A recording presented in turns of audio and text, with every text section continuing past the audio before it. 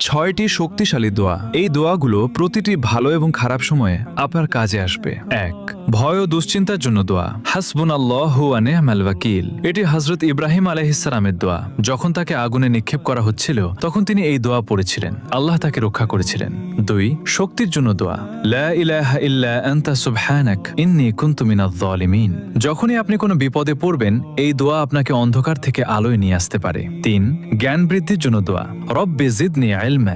৪. যে কোনো কিছু পাওয়ার দোয়া। রব্বি ইন্নী লিমা আনজালতা ইলাইয়া মিন খায়রিন ফাকির। এটি হযরত মুসা আলাইহিস সালামের দোয়া। যখন তিনি একা ও বিপদে ছিলেন তখন এই দোয়া করেছিলেন। আল্লাহ তার জন্য পথ খুলে দিয়েছিলেন। ৫. বরকত ও রিজিকের জন্য দোয়া। আল্লাহুম্মা বারিক লানা। ৬. মনের কষ্ট দূরের দোয়া। আল্লাহুম্মা ইন্নী আউযু বিকা মিনাল হাম্মি ওয়াল হাযান। এটি হযরত মুহাম্মদ সাল্লাল্লাহু আলাইহি ওয়াসাল্লামের দোয়া। তিনি কঠিন সময়ে এই দোয়া পড়তেন। এটি মনে প্রশান্তি এনে দেয়। সবাই কমেন্টে আলহামদুলিল্লাহ